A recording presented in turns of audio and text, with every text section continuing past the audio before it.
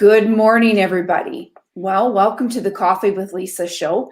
I'm your host, Lisa Patrick, and today I have a very special guest, Dr. Jeffrey Fannin. I'm going to tell you a little bit about Dr. Jeffrey. So he holds a PhD in psychology, an MBA and Bachelor of Science degree in mass communications. He's the founder and the executive director for the Center for Cognitive Enhancement and Thought Genius. He's worked in the neuroscience field mapping and analyzing the brain for over 17 years.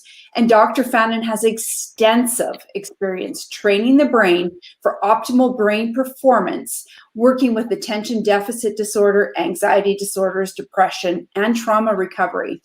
Over the years, he's been involved in the cutting-edge research using the EEG technology to accurately measure balanced brainwave energy as the whole brain state. Engaging this process forms symmetrical brainwave pattern in both hemispheres of the brain and creates harmony for the front and the back of the brain. So I want to thank you, Dr. Fannin, for joining us today. I understand that you've got some leading work with the United States military at West Point, and you've served on the faculty at the Walden University teaching cognitive neuroscience at the doctoral level. Welcome to the show.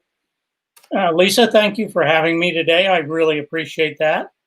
You're welcome. I'm very excited to learn about what is brain mapping and some of the exciting things that I know because I'm good friends with Sherry Gideons, and Sherry introduced us. Some of the things that you've got going on, you've got some pretty dynamic and interesting things. But first and foremost, let's get to know you a little better. Where are you from, Dr. Jeffrey? Where'd you grow up? Well, I grew up in Utah.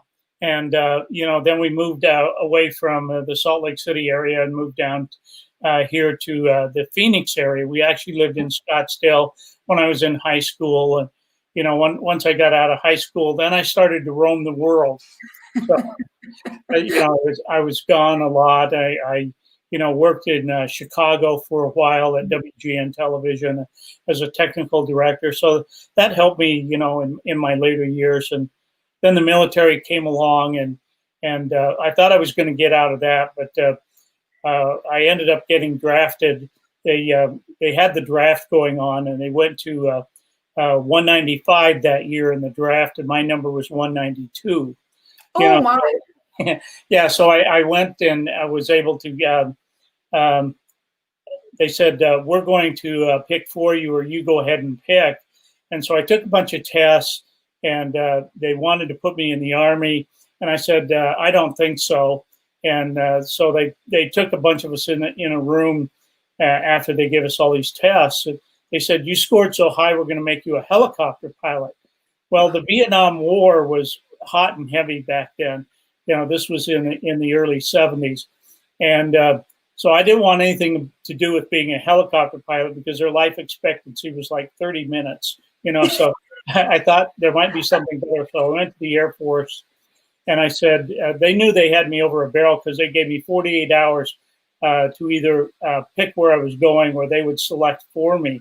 Yeah. And so I took all these tests, and because of my background in television, and I had an undergraduate degree in mass communications, I thought that's what I wanted to do. So when I went to basic training, they basically said, "Look, we can't guarantee that, but we can bring you in a general field. And when you get to basic training, just tell them you want a bypass specialist test." Well, I got down there to basic training and, hook, line, and sinker. So I basically said, I want to take a bypass specialist test. And they said, no way, there's a war on because the Vietnam War was hot and heavy. Yeah. And so they said, we'll give you some tests here and we'll see what you're made for. So they gave me a bunch of tests, and at the end of basic training, they were passing out the jobs and stuff. And so I get this one that says, you'll be an AC&W operator. I said, what is that? I'm going to run a root beer stand. What is an AC&W operator? But it was aircraft control and warning. So I learned to control airplanes, and that's what I would do. And so as Vietnam was getting towards the end, and I finished my tour in Cold Bay, Alaska, of all places, where the peninsula comes out, and the Aleutian Islands. The very last place before the Aleutian Islands is Cold Bay. Well, it's named Cold Bay for a very good reason. I think the coldest it ever got was a minus 73 degrees Fahrenheit. They wouldn't let us go outside. But anyway, I was supposed to go from there to Vietnam, because of my background, and I was going to be a forward air controller. Now, a forward air controller is a guy that sits in the jungle talking to the airplane and telling him when to drop his napalm. Yeah. So I'm thinking, who have I pissed off now, to get this wonderful assignment? So fortunately, the Vietnam War ended 2 weeks before I was scheduled to go to Vietnam.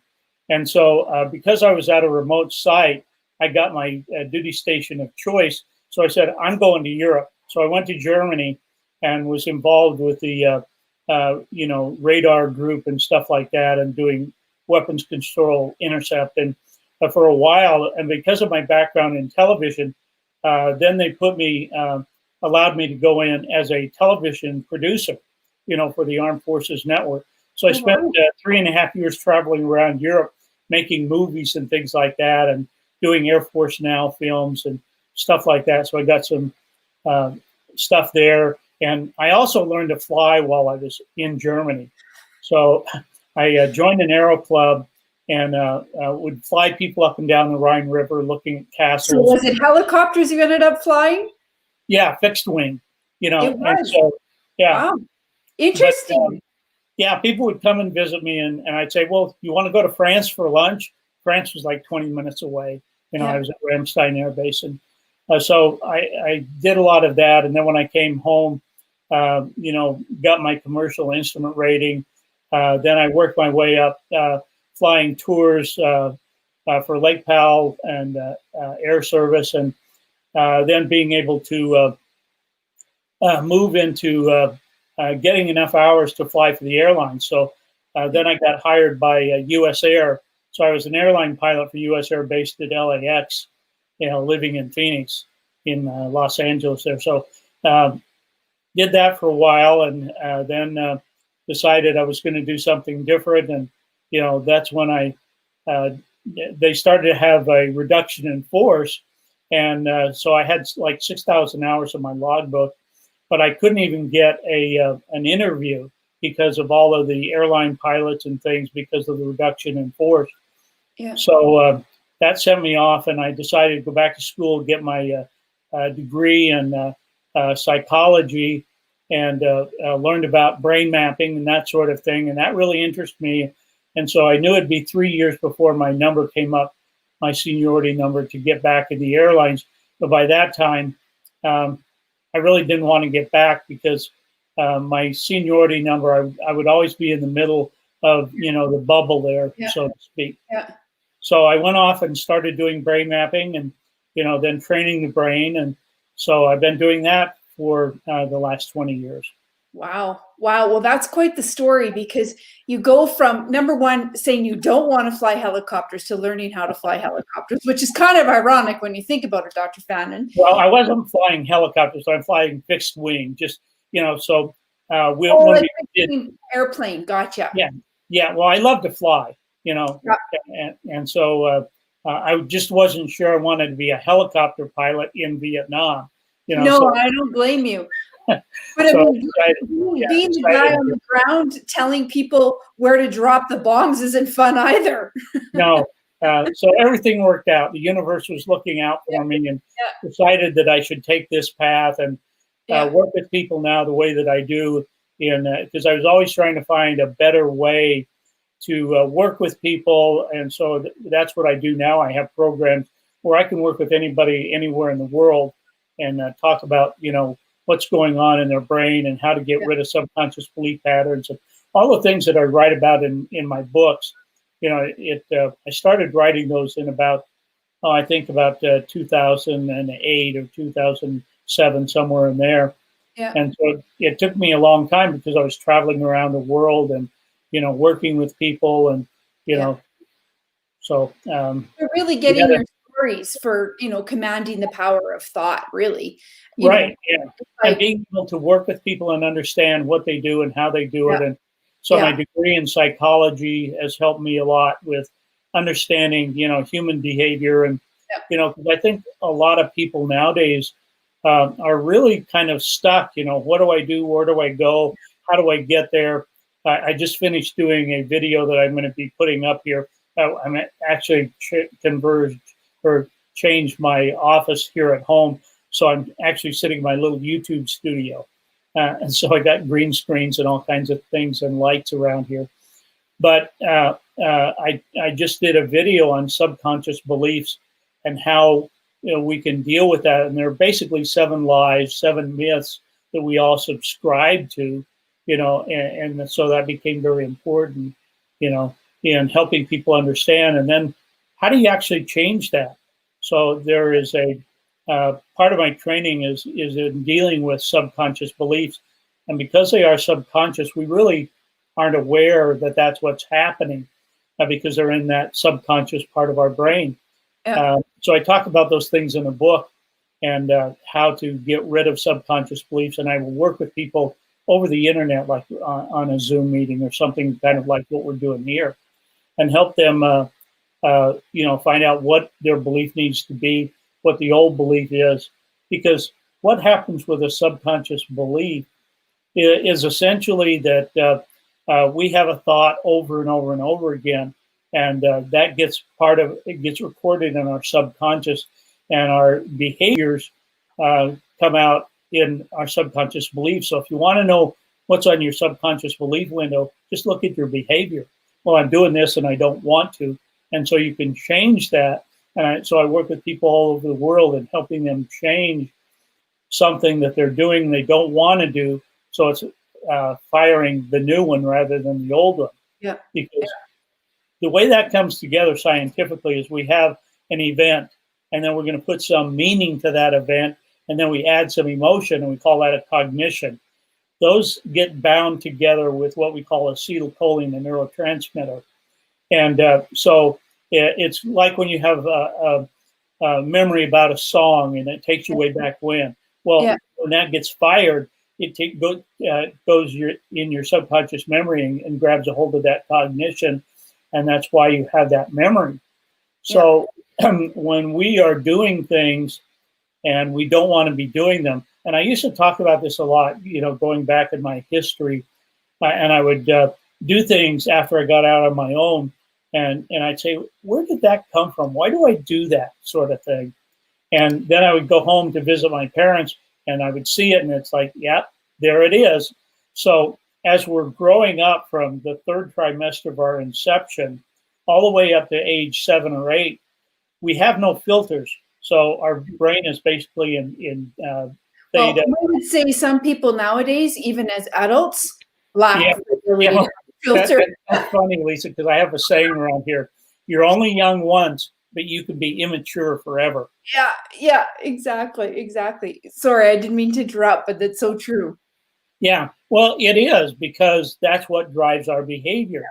And so if we want to grow and develop, and sometimes we can't get out of that young development where we have no filters and our brain is basically in delta and theta. So everything that we're learning how the world works and what our perception is. And so that's what guides our perception of the world and what we think and how the world works. And we don't realize until we get later on in our years, even in our adult years, that there's a 5-year-old driving the train here, And so we have to do something to get rid of that. But there is a process that can be done, and it's a physiological process. So I talked about the acetylcholine, and basically what happens when we have we want to get rid of the old belief, and we cause that cognition, we disengage the emotion from that. So you may not get rid of the memory, but the emotion gets disengaged, so you have no emotion, so it doesn't trigger that behavior. And then you can install causing a second burst of acetylcholine to happen. And I know a lot about this because that's what I wrote my doctoral dissertation on EMDR, on anxiety, stress, and depression in the workplace. So, and so it's really eliminating the emotion attached to the memory in order to stop the behavior from occurring in the future, right? Well, exactly, because when we look at the relationship, there are 3 electromagnetic centers that we deal with that are very important. One is the electromagnetic centers around our chakras. Yeah. The second one is the electromagnetic center around our heart.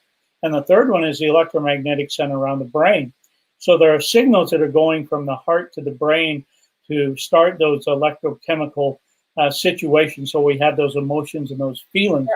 Yeah. What a lot of people don't realize is that the electromagnetic center around the heart is 60 times greater than the electromagnetic center around the brain. So what that really means is there are over 4,000 neurites around the heart. Now, a neurite is like a neuron in the brain. It can think, it can remember, it can learn. And so Yeah. these neurites, and that's why we look at the heart chakra, for example, when we're trying to develop coherence within our cells. If you look at my friend Bruce Lipton's work in biology of belief and those kinds of things, the cells have to be dynamic. And what that means is your cells have to be able to communicate one with another. And so that's part of this coherence issue. So when we have the signals going from the heart to the brain, and there are two parts of our autonomic nervous system, the sympathetic nervous system and the parasympathetic nervous system. So the sympathetic nervous system is sending up the trigemic nerve, the vagus nerve from the heart to the brain, and it's activating those chemicals so we have those feelings. And so when we get anxious or overwhelmed or angry or whatever, it's causing those neuropeptides to occur, and we have those chemicals, which then triggers some of our memories and feelings and from our subconscious. And so that's the mechanism that gets in there. So this is about developing coherence or adding the second part of the autonomic nervous system called the parasympathetic nervous system, where it calms down that overwhelm, the anxious, the fear, and balances that out. And that's what we call coherence. And so when we have a coherent system running through the heart, that we are creating this calm, energetic system that is transmitting the energy and information from cell to cell to cell.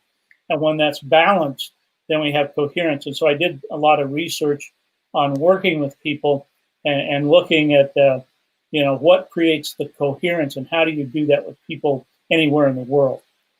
And so how does brain mapping, so let's talk a little bit more about like what is exactly brain mapping for those of us, including myself. I mean, I have a high level understanding, but not a real in-depth understanding. What is brain mapping and how does that contribute to what we're talking about? Well, brain mapping is really an EEG, an electroencephalogram. So we'll put a cap on the head and then we'll inject gel down into like 20 different locations. And we are looking at the EEG. Once we get the EEG, and so I will take like a baseline, eyes open, eyes closed, so with your brain on task, things like that. So we can see how it functions in different realms. One of them I might do meditation to see how their brain functions in meditation. So doing over 4,000 brain maps around the world with meditators. And what I found is most people have no idea how to meditate, and their brains are far too busy, so we have to teach them how to calm their brain down. That would be me. I have no, I'd be scared to see what my EEG would say when I was trying to meditate. Yeah, well, when they open up the borders, come on down and brain mapping. I'm coming for sure, absolutely. Yeah, so you can talk to Sherry. We did hers. We've done, Shannon's, a bunch of other people, to kind of see what goes on with it. Then I also have some equipment that you put your fingers down on the camera lens, and it will shoot a 10 millivolt charge. It's so small you can't even feel it. So we can measure your energy field. We can measure your chakras. We can see when they're misaligned, that sort of thing. And, then we can do whatever we need to do in order to bring those back into alignment to increase your coherence. And I have an 8-week program that I work with people. They can see that on my website if they want. Yeah. And so once you've done the procedure of the brain mapping and you've used the gel and you've done this test. There are patterns there. So we will take the EEG and convert it into what we call a QEEG, which is a quantitative EEG. So I get a bunch of little heads in every frequency, 1 hertz, 2 hertz, 3 hertz, all the way up to 30 hertz. And then we can start to see patterns. So when I see too much alpha in the front of the brain, then I know people are going to have problems with focus and concentration issues, or too much beta in the back of the brain. This is where we're going to see things like anxiety and stuff like that, the busyness in the brain and that sort of thing. And so we can tell how many standard deviations is there. And that tells me, okay, here's what we have to do to retrain the brain. So Gotcha. we all have this thing called neuroplasticity. In other words, training the brain. So if the amplitude of the energy is too much energy in the front of the brain and you're losing focus and concentration, we bring that down. Same thing with the back of the brain. You got anxiety, we're going to bring that down and cause the brain to function in a normal range and add the coherence. So now you can do what it is you want. If you're trying to deal with, let me give you an example of, many people have heard of the law of attraction. So I speak to this a lot. And so there are some physics that are involved with that. When we have a thought and it is vibrating at a particular, now whether it's a wanted thought or an unwanted thought, it doesn't really matter. And so it's vibrating at a particular rate. If we hold that thought for 16, 17 seconds, then other energy that is vibrating like it will be attracted to it. Now, if we have the wanted thoughts, as these two come together, they are increasing the energy or the amplitude of that energy that is there. And after 68 seconds, we understand through physics that it's not just affecting the energy or that is out there, it's affecting particle matter. So now we are attracting that which we want. But the problem is we as human beings, we have a wanted thought, then an unwanted thought, a wanted thought. So we're constantly putting resistance into the field based on, you know, our paradigm, our subconscious belief patterns, all of these kinds of things that are happening. And people don't understand, okay, well, how do I get rid of those beliefs that aren't working for me? Well, we go through that process and get rid of them. And how do I instill the ones that I do want? Those are the ones that I want to fire off. So there's a way of instilling new ones and creating new patterns, new habits, of being able to teach the relationship between the heart and the brain so that you have this coherent function. So the cells are talking to each other, you know, from cell to cell. Yeah, in a pattern that makes sense, right? Clearly. Right, yeah, one that's working for you. You actually have control over all of that. It's so just I can't imagine. I'm sorry? Like, I was just going to say, I can't imagine, like, when I think about veterans, for instance, right, or children who have gone through trauma, the amplitude of opportunity to help them through brain mapping must be extraordinary. You must do a lot of work. When I very first got into this field, I worked with a lot of children who had been abused or neglected. And so they had this PTSD-like trauma. And so I've worked also with a lot of military veterans and done some studies with things like that. And how do you get rid of that? How do you change that? Because it's very nice to measure this. And there's one thing that is very important, and that is the relationship between the cells in our bodies. So that's why we do, you know, I'll send out a kit to people if they can't come to me. And there's 2 steps to this kit. One, they poke their finger and get a couple of drops of blood. We send it into the lab. Then the second part is where they do an online cognitive test. It takes about 15 minutes. So if I can't get the brain map that I normally do. Yeah, sorry, Dr. Jeffrey. This is the brain span that you're talking about, right? Exactly. Yeah, exactly. Let me just interrupt you for 1 second. I'm going to play a video for everybody about brain span that really talks specifically to what Dr. Fannin is talking about, and then we're going to explore this a little bit more. Stand by. Optimizing the health of the brain is the future of healthcare. Brain health is the gateway to produce optimal health for the entire body. The ability to measure, track, and improve brain function and key blood biomarkers has profound implications for your overall health. BrainSpan is revolutionizing preventive brain health by providing a complete blood profile that reflects both cellular health and systemic inflammation and connects these metrics to brain function. The neural health assessment is simple yet thorough. It is generated from 2 brief steps activated from a small kit. 1. A patient-performed finger stick, providing a few droplets of blood on a card. And 2. A brief web-based cognitive function assessment on a touchscreen device. Within 2 to 3 days of processing, an electronic report is available that elegantly illustrates the status and relationships between nutrition, inflammation, and brain function. Specific information on the omega-3 index and the omega-6 omega-3 ratio, among other indices, help you avoid being in the dark when it comes to quality and quantity of specific dietary nutrients. The results of the cognitive function assessment are described to include the areas of attention, processing speed, and memory, linking them back to the nutritional metrics and specific lifestyle recommendations, making them more meaningful and motivating.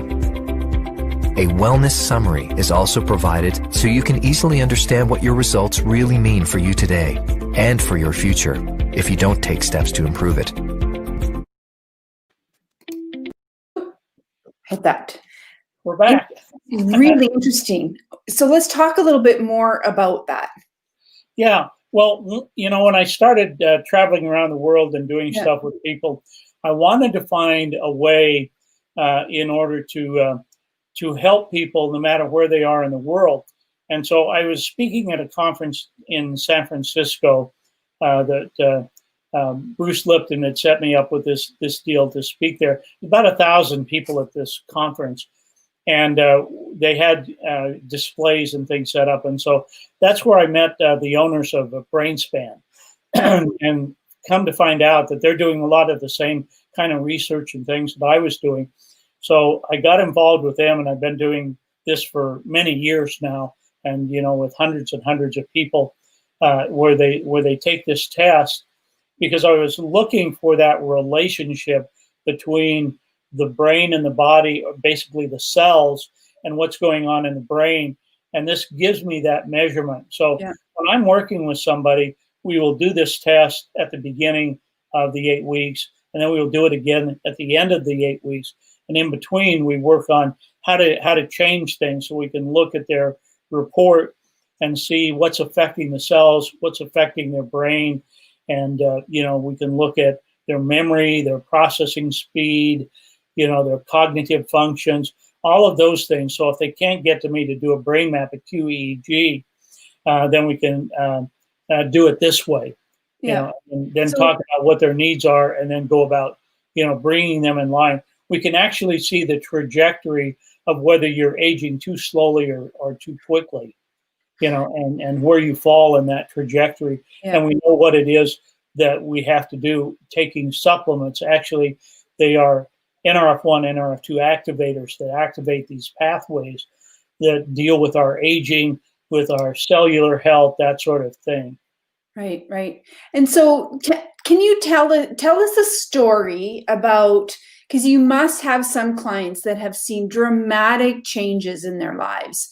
So can you think of somebody that, off the top of your head, that was one of the most dramatic stories that happened for you as a result of your work? Dramatic stories, but let me tell you how this all kind of got started here. Yeah, it happened kind of by accident. So because all the greatest things do. Yeah, exactly.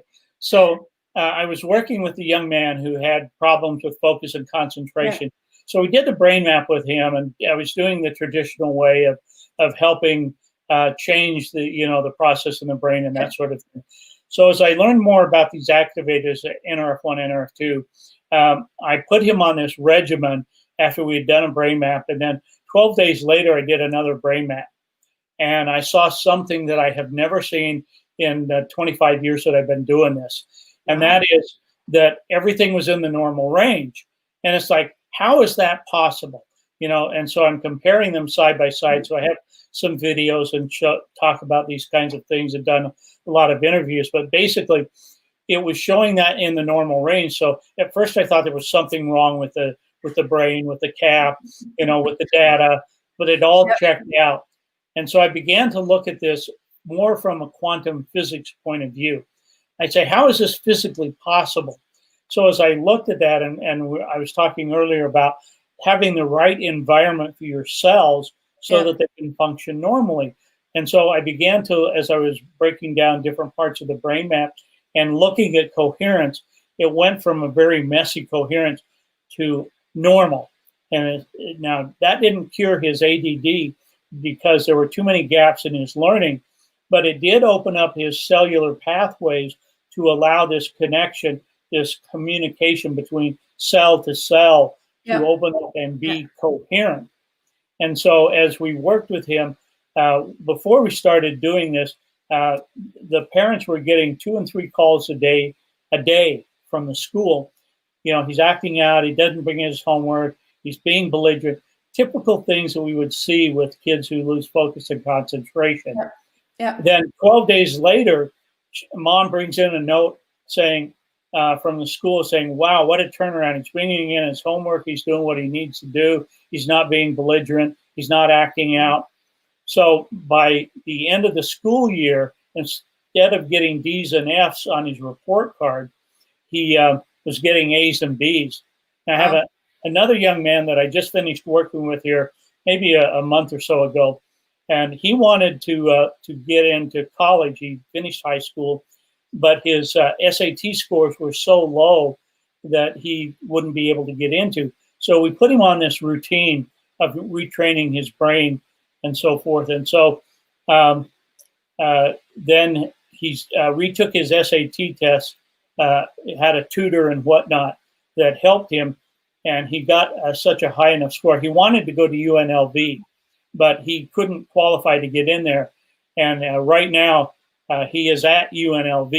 He got his admission to UNLV, and he's now taking courses at UNLV. Unbelievable. Unbelievable. Yeah. So clearly, all this, no matter what you're in, you know, what you want to be limitless and be more powerful and have, you know, subconscious belief patterns that propel you forward.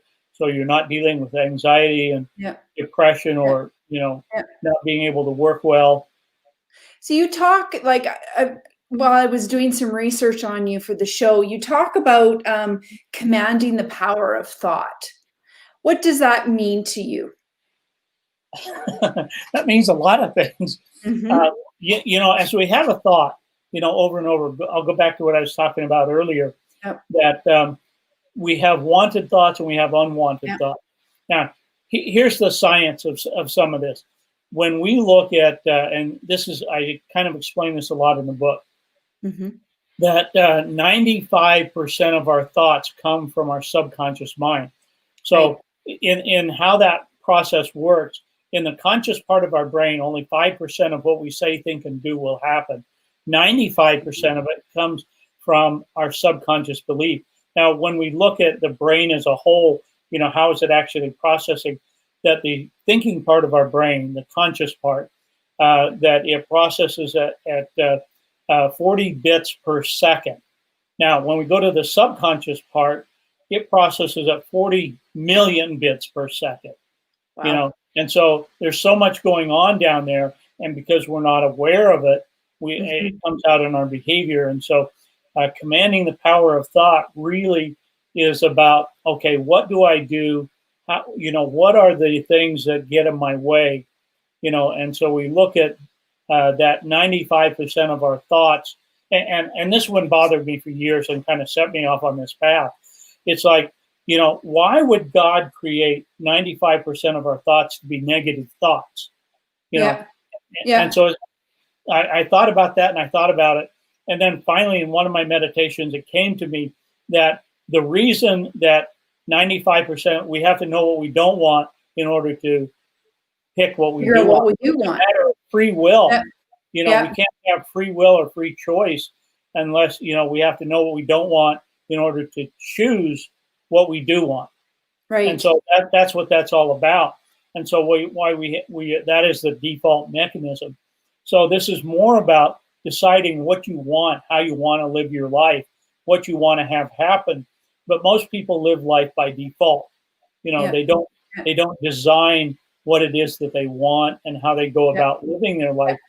They just do whatever comes naturally. Good. Well, Jen is watching with me today, and Jen, her and I were doing a program called 75 Hard, which is really a way of retraining our body and our mind over 75 days. And I'm not sure if you're familiar with the 75-day hard challenge or not, but it is, patterns of behavior over time, right?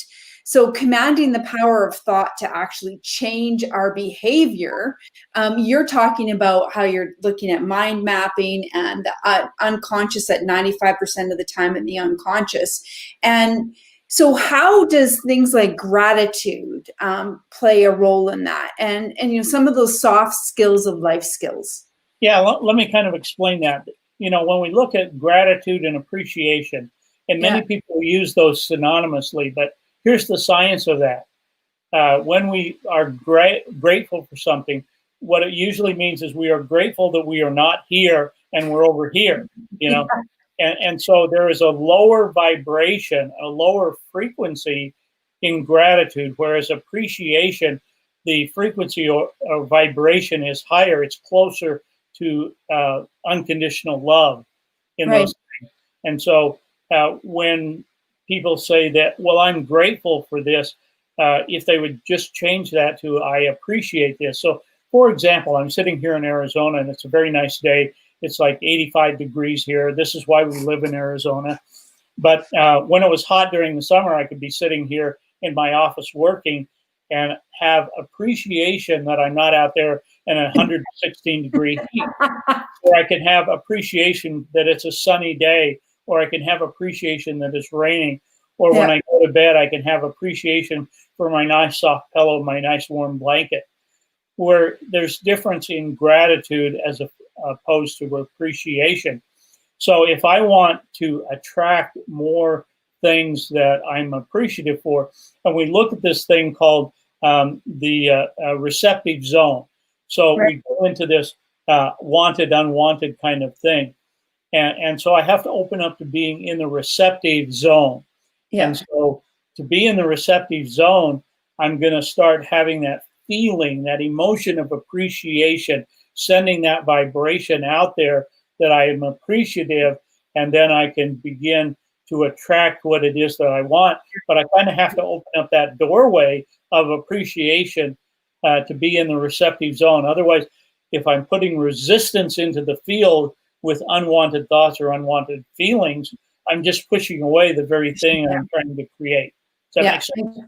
Totally makes sense. I talk lots about how to make yourself an eligible receiver in life, right? And that's essentially what you're talking about. How do you make yourself an eligible receiver? Well, Dr. Fannin, I want to thank you very much for getting close to closing our show here. We're already at almost 45 minutes. But I always ask, and I always find this really interesting. So one, I've learned a lot more about brain mapping and the value behind the science. Which is really important because I think sometimes we don't appreciate that enough, first and foremost. But one of the things that, we are really in challenging times right now. And so how do we, or what is your number one suggestion moving forward? Because clearly I haven't had my brain mapped and I'm not there for the brain span. So what's your one piece of advice that you'd give people right now today that they could apply in their lives moving forward to have a better life? Lisa, that's a wonderful question. And I started thinking about stuff like that because I was getting a lot of interviews and things because of the books. And so I created, you can get a free gift. I have a free gift for your audience here. If they go to my website, they can download, the 5 keys to commanding the power of thought, which kind of addresses some of these things that people can do. And a large part of it is just don't allow yourself. It's kind of like training a dog, sit, stay, sit, stay, and training our brain to do what it is that we want.